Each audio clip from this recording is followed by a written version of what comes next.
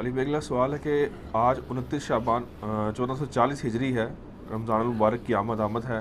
اس حوالے سے ایک کریٹیکل سوال ہے کہ کیا قیام اللیل کے دوران یعنی تراویح میں امام صاحب کے پیچھے موبائل فون سکرین پر قرآن پاک دیکھ کر تلاوت سن سکتے ہیں؟ حرمین شریفین میں بھی بعض لوگ مصحف اٹھا کر امام کی قرات سنتے ہیں، کیا ایسا عمل کرنا جائز ہے؟ وضاحت فرمائیں۔ دیکھیں جی، یہ کریٹیکل سوال ہے۔ آج میرا خیال 29 شعبان ہے جی ہاں جی، چانس تو یہ ہے کہ شعبان 30 کا ہوگا، کیونکہ عرب میں بھی شعبان 1440 ہجری انہوں نے بتایا کہ 30 کا ہوگا، تو پاکستان میں انشاءاللہ امید ہے کہ منگل کو روزہ ہوگا، سوموار کو ہو گیا تو اللہ کی مرضی۔ تو رمضان المبارک میں عموماً جو لوگ یعنی عربی کا ترجمہ نہیں جانتے ہوتے، ان کی خواہش یہی ہوتی ہے کہ نماز میں کنسنٹریشن کے لیے مصحف کو ہاتھ میں پکڑ لیں، کم از کم چلیں ہم عربی پتہ لگتی رہی کیا پڑھ رہے ہیں، اور ترجمے والا قرآن ہو تو بندے کو اتنا ٹائم بھی مل جاتا ہے کہ وہ نیچے ترجمہ بھی دیکھ سکتا ہے۔ اور آج کل تو اس سے بھی زیادہ آسانی ہو گئی ہے کہ اسمارٹ فونز ہیں لوگوں کے پاس، اس کو اگر ایئر فلائٹ موڈ میں کر لیا جائے، کیونکہ اگر آپ ایئر فلائٹ موڈ میں نہیں کریں گے اور بیچ میں اپنے میسیجز بھی آنا شروع ہو جائیں گے تو پھر ایک عجیب تماشا ہی لگ جائے گا نا، تو قرآن پاک کھول کے وہ پڑھ سکتے ہیں۔ یہ علیحدہ بات ہے کہ اس کی وجہ سے اب امام مسجدوں کے لیے بڑی مصیبت کھڑی ہو گئی ہے۔ پہلے وہ جو اتنے لمبی لمبی چھلانگیں مار جاتے تھے نا، وہ پکڑی جاتی ہیں، کیونکہ اب وہ سامع تو اس کا تنخواہ دار نہیں ہے نا، اب تو ساری قوم ہی سامع بنی ہوئی ہے۔ وہ ایک تو خاموشی اختیار کر لے گا، وہ تو باقی جنہوں نے اٹھائے ہوئے قرآن وہ کیسے خاموشی اختیار کرے؟ وہ تو کہیں گے حضرت بڑی لمبی چھال ماری ہے۔ تو یہ اس کی وجہ سے یعنی علماء کے لیے بھی، علماء تو نہیں کرنا چاہیے، قاری چلے آج علماء کو چھوڑ دیتے ہیں، قاری حضرات اور جو حفاظ ہیں ان کے لیے ایک مشکل بن جاتی ہے۔ حالانکہ اگر وہ اپنی آخرت کو دیکھیں تو ان کو خوش ہونا چاہیے کہ ان کی غلطیاں یعنی صحیح طریقے سے پریسائزلی نکل سکتی ہیں، لیکن اس میں یہ بھی یاد رکھنا چاہیے کہ ہر بندے کا کام نہیں کہ لقمہ دے، یہ صرف سامع کا کام ہے کہ وہ لقمہ دے، اور اگر سامع نہیں دے رہا تو سامع ہٹا کے آپ خود سامع بن جائیں، لیکن ایک بندہ ہی لقمہ دے تاکہ وہ کنفیوز نہ ہو۔ اور لقمہ دینے کا طریقہ بھی سیکھنا پڑے گا آپ کو، یہ نہیں ہے کہ ذرا سی غلطی ہوئی تو آپ نے لقمہ دے دینا ہے، تھوڑی دیر انتظار کرنا ہوتا ہے۔ وہ پڑھنے والے کو خود ہی اندازہ ہو جاتا ہے کہ مجھ سے کچھ غلطی ہو گئی ہے، میں یعنی متشابہ آیات میں ادھر سے ادھر چل پڑا ہوں، تھوڑی دور جا کے وہ پھر واپس آ جاتا ہے۔ اگر اس کے باوجود وہ نہ آ رہا ہو، پھر آپ اس کو پیچھے سے لقمہ دیں تاکہ وہ پیچھے سے شروع کرے تو وہ آگے اپنے آپ کو امپروو کر لے، لیکن یہ طریقہ آپ کو سیکھنا پڑے گا، ہر بندہ نہیں لقمہ بھی دے سکتا۔ تو اہل حدیث تو یعنی اس کو جائز سمجھتے ہیں، حنفیوں کے ہاں اس حوالے سے بڑی سختی پائی جاتی ہے، وہ کہتے ہیں نہیں جی بالکل مصحف اٹھا کے آپ پیچھے کھڑے نہیں ہو سکتے، یہ تو نماز کی کنسنٹریشن برباد ہو جاتی ہے۔ پہلے تو اس میں اصولی بات آپ سمجھ لیں کہ اس کی اصل تو دین میں موجود ہے، کیونکہ صحیح بخاری اور مسلم کی متفق علیہ حدیث ہے کہ نبی علیہ السلام اپنی نواسی امامہ بنت ابی العاص کو اٹھا کے نماز کی جماعت کروایا کرتے تھے، یعنی آپ صحابہ کو امامت، ورنہ تو آپ ایک صحابی کی ڈیوٹی لگا دیتے کہ اس بچے کو دیکھو، چھوٹی بچی آپ کی نواسی امامہ، یہ ویسے لوگ نام امامہ رکھ دیتے ہیں، یہ حمزہ یعنی الف کے اوپر پیش ہے، امامہ بنت ابی العاص، امامہ نام آپ علیہ السلام کی نواسی کا نام ہے، سیدہ زینب کی جو بیٹی تھی۔ تو صحابہ کرام کہتے ہیں جب سجدے کی باری آتی تو آپ اس کو چھوٹی بچی کو سائڈ پہ بٹھاتے، سجدہ کرتے، اور پھر جب قیام میں جاتے تو دوبارہ اٹھ سے اٹھا لیتے۔ تو اس سے یہ بات ثابت ہو گئی کہ مطلب آپ نماز کے دوران عذر کے طور پہ کوئی چیز اٹھا سکتے ہیں، یعنی یہ اس کی اصل ہے۔ سنن نسائی کے اندر اور مسند احمد میں تو ڈیٹیل سے آتا ہے کہ نبی علیہ السلام جب نماز پڑھ رہے ہوتے تھے تو سیدنا حسن و حسین کو بھی اپنی گود میں اٹھا لیا کرتے تھے، حتیٰ کہ آپ سجدہ بھی لمبا کر دیتے تھے جتنی دیر پیٹھ پہ وہ سوار رہتے تھے، اور پھر بعض اوقات آپ ان کو قیام کی حالت میں اٹھا کے رکھتے تھے، اور جب نماز پڑھنے لگتے تھے تو سجدے میں جاتے وقت سائڈ پہ کر دیتے تھے، اور نماز کی حالت میں آپ علیہ السلام یہ سارا معاملات اس سے ایک اصل پتہ چل گئی کہ نماز کے دوران اگر کوئی مصحف کھول لیتا ہے تو اس میں کوئی اتنا بڑا یعنی ایشو نہیں ہے۔ فقہ حنفی میں تو یہاں تک مسئلہ لکھا ہے کہ آپ کتا بھی اٹھا کے نماز پڑھ سکتے ہیں، لیکن ان کا اپنے بچے کو نہیں اٹھا کے پڑھ سکتے، کیونکہ وہ حدیث شریف میں آیا نا، کہتے ہیں کتا اٹھا کے آپ پڑھ سکتے ہیں۔ در مختار میں اس کے حاشیے رد المختار فتاوی شامی میں آپ دیکھ سکتے ہیں، وہ کہتے ہیں کتا اٹھا کے آپ نماز پڑھ سکتے ہیں اپنا، لیکن اس کا منہ باندھ لے، یہ نہ ہو کہ وہ زبان ہی مار دے، کپڑے ہی نہ پاک ہو جائے۔ پورا طریقہ انہوں نے بتایا ہے کتا اٹھا کے نماز پڑھنے کا شرعی طریقہ، ٹھیک ہے، وہ کہتے ہیں سڑک پار کرنے کا صحیح طریقہ، تو کتا اٹھا کے نماز پڑھنے کا صحیح طریقہ وہ کہتے ہیں کتا اٹھا لیں لیکن مصحف نہیں آپ جناب، یہ نہیں آپ اٹھا سکتے. تو معاذ اللہ یہ انہوں نے یہ نہیں مسئلے. اور ویسے بھی یعنی چونکہ علم حدیث سے یہ نابلد لوگ ہیں، ان کو آئیڈیا نہیں ہے چیزوں کا. باقاعدہ صحیح بخاری میں امام بخاری رحمہ اللہ نے چیپٹر کی ہیڈنگ میں تعلیقاً یہ پوری روایت لی ہے. تعلیقاً وہ روایتیں ہوتی ہیں جو بغیر سند کے امام بخاری بیان کرتے ہیں، ان کی اسناد دوسری کتابوں میں، المصنف ابن ابی شیبہ میں، سنن کبریٰ البیہقی میں، مصنف عبد الرزاق کے اندر آپ کو مل جاتی ہیں. اور ابن حجر اسقلانی نے جو فتح الباری اس کی شرح لکھی ہے نا صحیح بخاری کی، وہ اکثر اس طرح کی تعلیقاً روایتوں کی اسناد بھی لے آتے ہیں کہ یہ کہاں سے امام بخاری نے لی ہیں. تو تعلیقاً صحیح بخاری میں 692 نمبر جو حدیث ہے، یہ مجھے اس لیے یاد ہے کہ اکثر لوگ پوچھتے رہتے ہیں، تو اس کی ہیڈنگ کے اوپر نا انہوں نے باقاعدہ لکھا ہے کہ سیدہ عائشہ کا ایک غلام تھا ذکوان تابعی رحمہ اللہ تعالی. تو وہ سیدہ عائشہ کا چونکہ محرم بھی تھا، غلام تھا نا آپ کا، تو وہ آپ کو قیام اللیل کروایا کرتا تھا مصحف ہاتھ میں پکڑ کے. یعنی سیدہ عائشہ اس کے پیچھے کھڑے ہو کے نیت کر لیتی تھی قیام کی، اور وہ ہاتھ میں پکڑ کے، اس کو قرآن زبانی نہیں آتا تھا تو وہ دیکھ کے آپ کو قیام کروایا کرتا تھا. اس سے یہ بات پتہ چل گئی کہ یہ اس سے اگلا ورژن ہے کہ امام بھی جو ہے نا وہ قرآن ہاتھ میں پکڑ کے قیام کروا سکتا ہے. سامنے والا تو مسئلہ ہی چھوٹا رہ گیا نا. ٹھیک ہے، اس کی پوری سند سنن کبریٰ البیہقی میں صحیح سند کے ساتھ موجود ہے، جو امام بخاری نے تعلیقاً صحیح بخاری میں لی ہے. تو سنن کبریٰ البیہقی میں آپ کو یہ پوری سند کے ساتھ مل جائے گا کہ ذکوان تابعی سیدہ عائشہ کو قیام کروایا کرتا تھا رضی اللہ تعالی عنہا وسلام اللہ علیہا. تو یہ اس بات کا ثبوت ہے کہ آپ خود امام بھی مصحف پکڑ کے، لیکن یہ پریفریبل ہے کہ یہ جو حافظ بنے ہوئے ہیں تو وہ حافظ بنے نا. اگر وہ قرآن یاد ہی نہیں کرتے ہیں اور مصحف لے کے آگے کھڑے ہو جاتے ہیں تو ایسا نہیں ہونا چاہیے. وہ قرآن یاد رکھیں. بہتر تو یہی ہے کہ جو زبانی جانتا ہے، کیونکہ زبانی میں جو پڑھنے میں مزہ ہے، جو کنسنٹریشن وہ دیکھ میں تو نہیں ہے، تو امام کو تو زبانی پڑھنا ہے. لیکن اگر کہیں مسئلہ ہے تو وہ بجائے صورتوں کے ساتھ تراویح کروانے کے تو ان کو کہ یار زبانی دیکھ کے ہی پڑھ دو یار. لیکن کیا میں رمضان میں ایک قرآن کا دورہ تو ہو جائے نا، پورے قرآن سے آپ گو تھرو ہو جائے. میں تو رمضان کے مہینے کو یقین کریں بہت انجوائے کرتا ہوں قرآن پاک سننے کا. قرآن پڑھنے میں وہ سرور نہیں ہے جو سننے میں. اور یہ بخاری مسلم میں حدیث ہے، نبی علیہ السلام نے عبداللہ ابن مسعود کو کہا کہ عبداللہ قرآن سناؤ. ہائے ہائے، ان کا یا رسول اللہ قرآن تو آپ پہ نازل ہوا ہے، میں آپ کو قرآن سناؤں؟ آپ فرمایا مجھے دوسروں سے سن کے مزہ آتا ہے. تو کہتے ہیں میں نے سورہ نساء کی تلاوت شروع کی.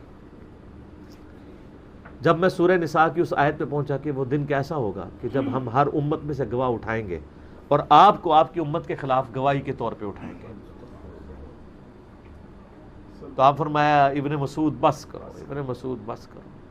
کہتے ہیں میں نے نگاہ اٹھا کے دیکھا تو نبی علیہ السلام کی مبارک آنکھوں سے آنسو جاری تھے کہ مجھے اپنی امت کے خلاف گواہی دینی پڑے گی قیامت والے دن. نبی بڑے رقیق القلب ہوتے ہیں. امت کو شرم نہ آئے بے شک، لیکن امت کے پیغمبر کو اپنی امت کی فکر ہے. وقال الرسول یا رب ان قوم اتخذوا هذا القرآن مہجورا، سورۃ الفرقان آیت نمبر 30. قیامت والے دن نبی علیہ السلام شکایت کریں گے کہ اے اللہ میری قوم نے، میری امت نے قرآن کو پیٹھ کے پیچھے ڈال دیا تھا. تو آپ علیہ السلام رو پڑے کہ مجھے اپنی امت کے خلاف گواہی دینی پڑے گی. کہا ابن مسعود بس کرو، ابن مسعود بس کرو. تو سننے کا مزہ آتا ہے. اچھا یہ تو تھا کہ امام نے اٹھایا، یہ تو بڑا ورژن ہے. ایگزیکٹ یہ ورژن بھی موجود ہے، مصنف ابن ابی شیبہ میں موجود ہے کہ انس ابن مالک رضی اللہ تعالیٰ عنہ علیہ السلام قیام رمضان یا قیام اللیل کروایا کرتے تھے تو ان کا جو غلام ہے وہ ان کے پیچھے مصحف اٹھا کے کھڑا ہوتا تھا اور ان کی غلطیاں ہائی لائٹ کرتا تھا.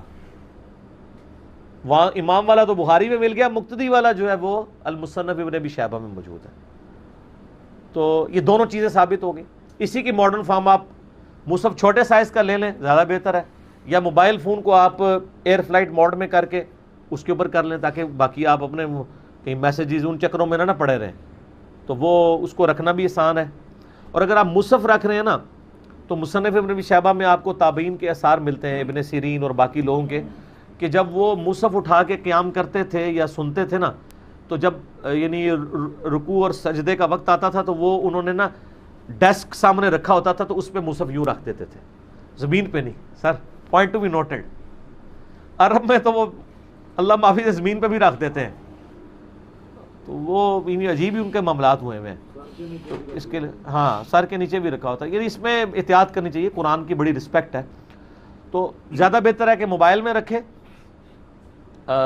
موبائل اگر آپ زمین پہ بھی رکھ دیں گے تو اس میں کوئی بے حرمتی نہیں ہوگی, کیونکہ وہ تو اس کے اندر الیکٹرو میگنیٹک ویوز کی فارم میں جو ہے نا وہ محفوظ ہے, ورنہ تو آپ کو ٹائلٹ میں جاتے وقت بھی موبائل باہر رکھ کے جانا پڑے. اور اس سے اگلا ورژن ہے کہ حافظ قرآن کو تو آپ ٹائلٹ ہی نہ جانے دیں کہ اس کے سینے میں قرآن ہے. یہ اینٹی وینم اور الزامی اور پھکی والا جواب ہے. جو لوگ کہتے ہیں جناب او جی موبائل دے اندر تے قرآن ہے تے موبائل اندر, جب باہر رکھاں گے تو موبائل لبنا ہی نہیں سر, ٹھیک ہے نا. تو موبائل کے اندر سافٹ فارم میں قرآن ہے نا, ہارڈ قرآن تو نہیں ہے. جس طرح کہ حافظ قرآن کے دل میں سافٹ فارم میں اس نے کریم کیا ہوا ہے نا, یاد کیا ہوا نا, تو یہ بھی سافٹ فارم میں, تو وہ سافٹ فارم میں موجود ہے. تو یہ اجازت ہے اس چیز کی کہ آپ ٹوائلٹ میں قرآن کو. اور پھر کئی لوگ کہتے ہیں وہ جی موبائل فون میں اگر کوئی آیت بھیجتا ہے تو آپ ڈیلیٹ نہیں کر سکتے, وہ ڈسٹ بن میں چلی جاتی ہے. سر وہ ساری انٹلیکچوئل ہے, وہ حقیقی ڈسٹ بن نہیں ہے, ٹھیک, وہ تو ایک سمبل بنا ہوا ہے نا. تو وہ ہارڈ کاپی کی فارم میں نہیں, سافٹ کاپی کے میں ایسا. پھر بلکہ میسیجز آ رہے ہوتے ہیں جناب کہ فلاں شخص کو زیارت ہوئی ہے, نبی علیہ السلام فرمایا اتنے لوگوں تک جو یہ میسیج فارورڈ کرے گا اسے اتنے دنوں میں اتنی خوشخبریاں ملیں گی, اور جو آگے نہیں کرے گا اس کے ساتھ یہ ہو جائے گا, اور وہ پھر آگے چلنا شروع ہو جاتا ہے. عجیب تماشا لگایا ہوا ہے دین کے ساتھ ان لوگوں نے. تو مصحف کو آپ سامنے ڈیسک کے اوپر رکھیں. اور اس کو سپورٹو میں آپ کو ایک حدیث بتاتا ہوں, بڑی رکت انگیز حدیث ہے. سنن ابی داؤد میں حدود والے چیپٹر میں حدیث ملتی ہے کہ نبی علیہ السلام کو یہودیوں نے ایک مقدمے کے فیصلے کے لیے اپنے پاس مدرسے میں بلایا. اس میں الفاظ ہیں کہ یہودیوں کے مدرسے میں نبی علیہ السلام تشریف لے گئے. اب وہ آپ سے فیصلہ کروانا چاہ رہے تھے, وہ اس لیے کروانا چاہ رہے تھے کہ وہ اپنی مرضی کا فیصلہ لینا چاہتے تھے. ان کو پتا تھا تورات میں زنا کی سزا کیا لکھی ہوئی ہے, رجم لکھی ہوئی ہے, شادی شدہ کے لیے اور غیر شادی شدہ کے لیے کوڑے.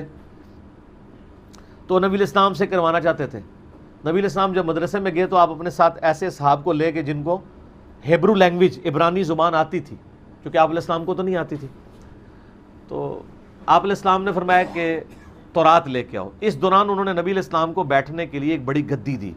آج بھی آپ عرب کے کلچر میں دیکھیں نا تو بڑی بڑی گدیاں انہوں نے بنائی ہیں زمین پہ. ان کے ایون جو ڈرائنگ رومز ہیں نا اس میں بھی صوفے وغیرہ بہت کم لوگوں نے ہیں, محمدی بسترے ہوتے ہیں اور وہ نیچے ہی بیٹھ کے کرتے ہیں. جس طرح یہاں ہمارے کے پی میں پٹھانوں میں نے دیکھا ہے, ان کے ہوٹلوں میں بھی یہ رواج دیکھا ہے. اس لحاظ سے میں نے دیکھا ہے, یعنی پٹھانوں میں اور عربیوں میں بڑی چیزیں کامن پائی جاتی ہیں.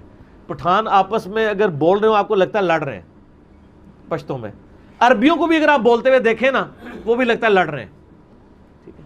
اور کئی ایک اینالوجیز ہیں, یہ ایک علیحدہ ٹاپک ہے. یہ پٹھانوں کی میں نے کوئی برائی بیان نہیں کی, یہ ان کی خوبی ہے کہ ان میں عربیوں والی یعنی خوبیاں پائی جاتی ہیں. اور یہ نہ سمجھیے گا یہ آج کے عربیوں میں.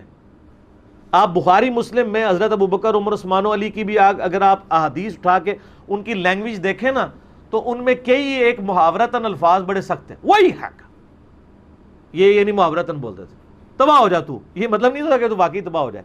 جیسے ہمارے پنجاب میں بھی کہتے ہیں ٹوٹ پیڑیاں تیرا بیڑا غرق, تو یہ نہیں ہوتا کہ بیڑا غرق کروانا چاہ رہے ہوتے ہیں. اور اس طرح تیری ماں تجھے روئے یعنی تو مر جائے, یہ ایک محاورتاً تھا. اور اسی لیے عمر سیریز جو فلمائی ہے نا سر, انہوں نے اس کو اسی کلچر میں فلمایا ہے, تبھی اس کا مزہ بھی ہے. لیکن انڈیا پاکستان میں سے بدتمیزی سمجھا جاتا ہے, ایسا نہیں ہے. ہر علاقے کا اپنا کلچر ہے, اس کو بدتمیزی نہیں سمجھنا چاہیے. تو وہ سنن ابی داؤد کی اس حدیث میں آتا ہے نبی علیہ السلام کو ایک بڑی سی گدی دی, آپ علیہ السلام اس میں بیٹھ کے فرمایا تورات لے کے آؤ. جب وہ تورات لے کے آئے تو آپ علیہ السلام نے اپنی پیٹھ کے نیچے سے گدی نکال کے سامنے رکھی اور تورات کو اس کے اوپر رکھا, خود زمین پہ بیٹھ کے. اور آپ نے کہا میں ایمان لایا اس کتاب پر اور اس کے نازل کرنے والے پر. ٹیمپرڈ فارم میں تورات تھی, آپ نے رسپیکٹ کی اور کہا میں ایمان بھی لے کے آیا. Point to be noted. اور یہ تو محفوظ کتاب ہے, وہ اولڈ ٹیسٹیمنٹ تھا, یہ فائنل ٹیسٹیمنٹ ہے قرآن پاک. تو اس سے نبی علیہ السلام نے امت کو یہ ترغیب دلائی کہ اگر تورات کو میں رکھ رہا ہوں کسی اونچی جگہ پہ اور خود زمین پہ بیٹھ رہا ہوں تو تم نے بھی قرآن کا مصحف کا یہ ادب کرنا ہے, ٹھیک ہے. اسی اعتبار سے دینی کتابوں کی بھی اس طرح کی رسپیکٹ کرنی چاہیے. تورات بھی تو ٹیمپرڈ فارم میں ہی تھی نا. اچھا اب وہ جب فیصلہ کرنے لگے تو وہ جہاں رجم کی سزا تھی انہوں نے ہاتھ رکھ لیا. وہ صحابی تھے, انہوں نے کہا یا رسول اللہ یہ جنہوں نے ہاتھ رکھا ہے اس کے نیچے وہ آیات موجود ہے, ٹھیک ہے. وہ ہٹایا گیا تو وہی تھا, پھر فیصلہ اس کے مطابق کیا گیا. لیکن اس سے یہ رزلٹ نکلا. دوسرا اس سے یہ بھی پتہ چلا کہ جو ہماری یعنی بڑی جو بوڑھیاں ہیں وہ آپ کو پتا ہے وہ تکیے پہ نہیں بیٹھنے دیتی کسی کو, کیونکہ وہ تکیے پہ قرآن رکھ کے پڑھ رہی ہوتی ہیں. تو وہ یہ سمجھتی ہیں کہ یہ بے حرمتی ہو گئی ہے، حالانکہ نبی علیہ السلام تو اس تکیے پہ بیٹھے ہوئے تھے جس کے اوپر آپ نے تورات رکھی. تو اتنا زیادہ وہ تقوی والا معاملہ نہیں ہونا چاہیے جس کو تقوی کا حیضہ کہتے ہیں. یہ کوئی اتنا بڑا ایشو نہیں ہے کہ اس کو مصیبت بنا لی جائے. اور انڈیا پاکستان میں تو خام خواہ کی مصیبتیں لوگوں نے بنائی ہوئی ہیں. لوگ تو یعنی کوئی بندہ قرآن مسجد میں پڑھ رہا نا تو وہ پیٹ کر کے نہیں اس کی طرف چلتے. یہ اگر آپ نفل پڑھنے لگے ہیں نا تو کسی کو پیچھے قرآن لے کے بیٹھا ہے نا اس کو کہتے ہیں اٹھے ادھروں، وہ چاروں اٹھا دیں تو سائڈ پہ ہو کے پڑھ لے. حالانکہ وہ ایگزیکٹ پیچھے ہو تو کوئی حرج نہیں اس کے اندر. قرآن کی جس پیٹھ کو منع کیا گیا نا وہ ہی ہے. وقال الرسول یا ربی ان قوم اتخذوا ھذا القرآن مہجورا. نبی علیہ السلام شکایت کریں گے کہ میری قوم نے قرآن کو پیٹھ کے پیچھے ڈال دیا تھا، یعنی اس کی تعلیمات کو چھوڑ. مہجورا ہجرت کر لی تھی، پیچھے چھوڑ گئے تھے. یہ وہ والی یعنی پیٹھ کرنا ہے، وہ سارے کر رہے ہیں شوق سے. اور فزیکلی پیٹھ کے بارے میں وہ بڑی بڑی یعنی لوگ نا احترام کے اس لیول پہ پہنچے ہیں کہ صحابہ کرام بھی شرمندہ ہوں. میں آپ کو حقیقت بتا رہا ہوں جو ان لوگوں نے احترام کے لیول ڈیوائز کیے ہوئے ہیں. وہ پاپا جانی کے بارے میں وہ دکھا رہے تھے چینل کے اوپر کہ وہ ایک بندہ، وہ پاپا جانی کھڑے ہوتے ہیں، نام لینے کی ضرورت نہیں، آپ کو پتہ ہی ہے. تو وہ گرین کلر کی نا گھاس ہوتی ہے تو وہ پیچھے کھڑے ہوتے ہیں. وہ کہتے ہیں پاپا جانی آپ آگے کیوں نہیں آ رہے؟ وہ کہتے ہیں اس لیے نہیں آ رہا کہ وہ گنبد بھی سبز ہے اور یہ گھاس بھی سبز ہے تو میں اس پہ پاؤں رکھ. آپ کو نہیں منع کرتا لیکن احترام ہے. یہ احترام آپ نے کہاں سے بنا لیا ہے؟ یہی احترام پھر ٹریول کیا کہ آپ کے پرائم منسٹر صاحب جو ہے ننگے پاؤں پھرتے ہیں مدینہ شریف میں، اور انہوں نے یہ نہیں سوچا کہ مدینہ شریف میں جو جسم کے ساتھ جو نیچے سے جراثیم لگے ہوں گے، کیا آپ یعنی اس طریقے سے مٹی والے معاملات لے کے مسجد کے قالینوں کے اوپر جائیں گے؟ اور پھر گرمیوں کے اندر آپ کیا کریں گے؟ میرا خیال ہے جوتی انہوں نے بھی اتاری ہوں گی جہاں کوئی چھاؤں دیکھی ہوگی. ویسے تو گرم جگہ کے اوپر تو یہاں نہیں پاؤں لگتا. ٹھیک ہے، ایون مسجد نبی شریف میں بھی جہاں پہ وائٹ ماربل لگے وہاں تو آپ پاؤں رکھ سکتے ہیں. اور اگر آپ کا اچانک پاؤں وہ کالی پٹی پہ آ جائے تو جناب اس طرح جیسے آپ نے توے پہ پاؤں رکھ دیا ہے، اتنی گرمی ہوتی ہے. یہ پتہ نہیں کدھر سے انہوں نے احترام والے معاملات کر لیے ہمیں. اور پھر وہ کہتے ہیں جی ہم احترام، تو وہ کہتے ہیں پاپا جانی ان کا جی. حالانکہ گنبد وہ ہے جو نبی علیہ السلام کی وفات کے 650 سال بعد رکھا گیا پہلے نمبر پہ. اس کو جو سبز رنگ ہوا ہے وہ تو 200-250 سال پہلے ہوا ہے. نبی علیہ السلام کے ساتھ نہ گنبد کا تعلق ہے نہ سبز رنگ کا تعلق ہے اس حوالے سے. ویسے تو سبز رنگ تو قرآن پاک میں آیا نا کہ جنتیوں کا جو ہے وہ لباس بھی ہوگا، وہ سب کچھ ہے، اللہ کو پسند ہے. یعنی درختوں کے پتے ہیں سبز. اب مجھے نہیں پتا کہ جب پتے ٹوٹ کے نیچے گرتے ہوں گے یا کوئی شاخ ٹوٹتی ہوگی تو اس وقت اس کا کتنا احترام ہوتا ہوگا. خزاں میں تو چلو پیلے ہو کے گرتے ہیں، جو ویسے درخت کٹ جاتے ہوں گے ان کا کیا احترام ہوتا ہوگا. تو پتہ نہیں ان کی بکریوں کو یہ کھانے کو سبز پتے بھی دیتے ہوں گے کہ نہیں. اور مجھے تو یہ بھی نہیں پتا کہ یہ سبز رنگ کی وہ جو میتھی ہے اور کیا کچھ ہوتا ہے جی، ساری سبزیاں بھنڈیاں، یہ پتہ نہیں کھاتے ہوں گے کہ نہیں کھاتے ہوں گے، کہ سارا احترام ادھر ہی آ گیا. ساری کہانی ہے. تو مجھے جب ایسے لوگ ملتے ہیں تو میں ان کو پھر الزامی جواب دیتا ہوں. میں کہتا ہوں یار اس کو تو چھوڑ دو.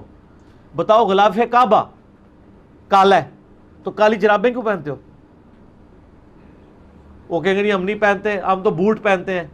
بوٹ بھی کالے، اور نہیں جی کالے نہیں ہوتے، ہم دوسرے پہنتے ہیں. ان کے تلوے، یہ بھی جو پیلی چپلیں بھی بنائی ہوئی ہیں اس کے تلوے تو ابھی بھی کالے ہیں. اور سر آپ ان کو بھی کر دیں سڑک تے پھر بھی کالی ہے. سڑک تک کے کرو گے. اور جن گاڑیوں میں آپ گھومتے ہیں ان کے ٹائر بھی کالے ہیں، غلاف کعبہ کے رنگ والے. یہ کوئی دین نہیں ہے، یہ فیبریکیشن ہے دین کے اندر، آپ نے خود سے داخل کی ہے. یہ والے جو احترام کے رویے ہیں نا، یہ دین کے اندر غلو ہے، اور اس سے منع کیا گیا لا تغلو فی دینکم، دین میں غلو نہیں کرنا. ٹھیک ہو گیا جی.